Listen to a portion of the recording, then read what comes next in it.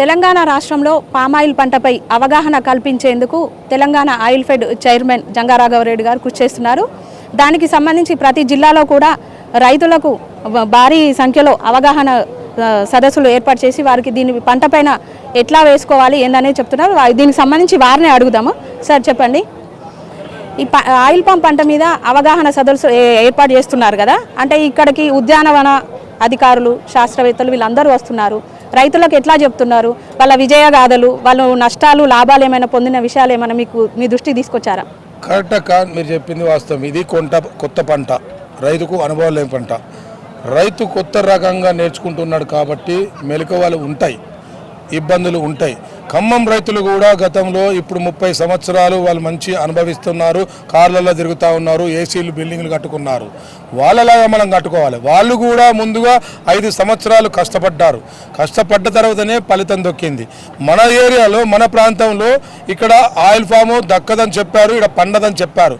కానీ ఇలా శాస్త్రీయబద్ధంగా ఇక్కడ పండించాము. ఏరియా కూడా అక్కడికన్నా ఇక్కడ ఏరియా ఎక్కువ వస్తుంది, ఇలా ఆయిల్ కాంటెంట్ ఎక్కువ వస్తుంది, దిగుబడి ఎక్కువ వస్తుంది. మీరు అందరం ప్రాక్టికల్గా చూసాం. కాబట్టి ఈ ప్రాంత రైతులు కూడా అభివృద్ధి చెందాలి, ఈ ప్రాంత రైతులు కూడా కార్లలో తిరగాలి, ఏసీ బిల్డింగ్లు కట్టుకోవాలి, వాళ్ళ పిల్లలు ప్రయోజకులు కావాలనే లక్ష్యంతో ప్రభుత్వం ఇలా నర్మేట్లో ఫ్యాక్టరీ నిర్మాణం జరిగింది, కల్లూరుగూడెంలో ఫ్యాక్టరీ నిర్మాణం చేసింది. రానున్న రోజులలో 5 లక్షల ఎకరాలు వేసే దిశలో ప్రభుత్వం రేవంత్ రెడ్డి గారి నాయకత్వంలో, తుమ్మల గారి నాయకత్వంలో ముందుకు అడుగేస్తున్నామని చెప్పి ఈ సందర్భంగా మీకు తెలియజేస్తా ఉన్నా. దాంతోపాటు పంట మార్పిడి చేయకపోతే గ్రామాలలో ఇలా భూములు చౌడు భూమిగా మారుతూ ఉన్నాయి. కాబట్టి ఆ పంట మార్పిడి చేయాలి అన్నది కూడా లక్ష్యం. ఇలా మనకు కోతుల బెడద ఉన్నది, ఇలా దొంగల బెడద ఉన్నది, ఇలా మార్కెట్ బెడద ఉన్నది. ఇవన్నిటినీ అధిగమించాలి, ముందుకు పోవాలంటే ప్రత్యామ్నాయ మార్గం ఇలా oil fed corporation, oil fed అని ఈ సందర్భంగా మీకు తెలియజేస్తా ఉన్నాం.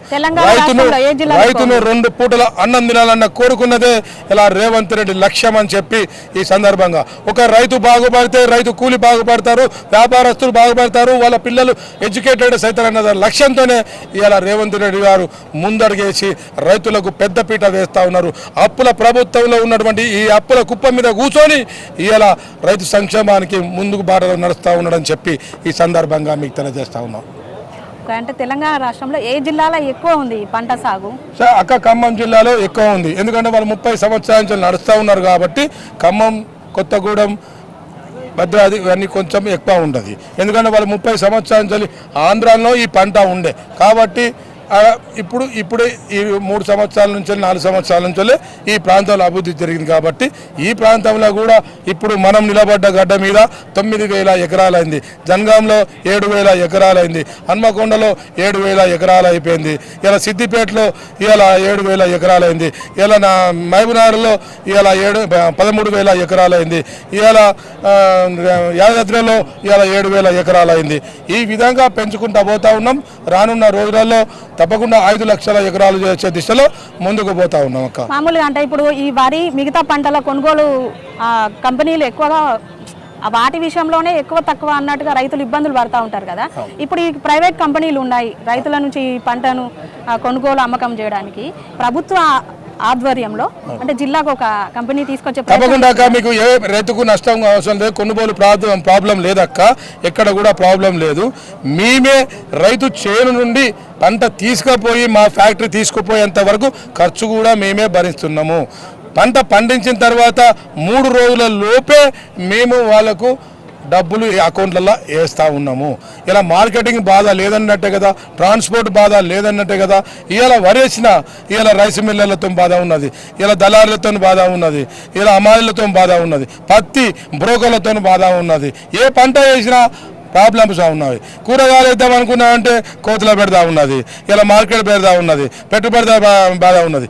ఏ బాధ లేని పంట ఆయిల్ అని చెప్పి సందర్భంగా మీకు తెలియజేస్తూ ఉన్నాం. కాబట్టి ఆయిల్ ఫామ్ వేయాలి, రైతులు బాగుపడాలి, వాళ్ళను ముందుకు తీసుకుపోతామని చెప్పి ఇలాంటి సభలు ప్రతి జిల్లాకు ఒకటి పెడుతున్నామని చెప్పి, ఒక నియోజకవర్గానికి ఒకటి పెడుతున్నామని చెప్పి అవగాహన సదస్సులు ఈ సందర్భంగా మీ ద్వారా రైతులు ఆయిల్ ఫామ్ వేయాలని చెప్పి మేము తెలియజేస్తా ఉన్నాం. ఓకే, నమస్తే మేడం.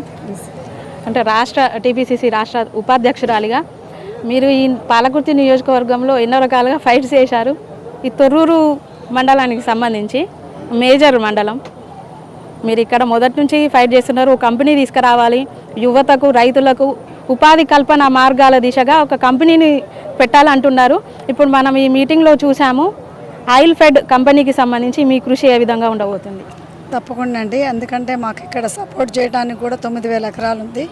సో అదేవిధంగా ఇలాంటి అవగాహన మీటింగులతోటి ఇంకా మా రైతులు కూడా అవేర్నెస్ వచ్చింది. తప్పకుండా కూడా ఏకరేజ్ అనేది ఇంకా పెరుగుతుంది. ఎందుకంటే ఇప్పుడు నీరు దీనికి మెయింటెనెన్స్ తక్కువ ఉంటుంది, వాటర్ కూడా తక్కువ ఉంటుంది, ప్లస్ ఫర్టిలైజర్ కూడా అంటే ఇప్పుడు మనకి ఎరువులు కూడా అంత కాస్ట్ ఉండదు.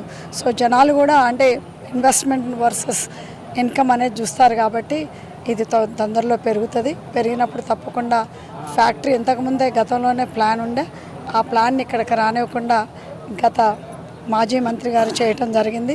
సో తప్పకుండా అది మళ్ళీ మేము ప్రొసీడ్ మాత్రం చేస్తాము. ఎమ్మెల్యే గారు కూడా దానికి అనుకూలంగా ఉన్నారు. సో తప్పకుండా చేసి తీరుతాం.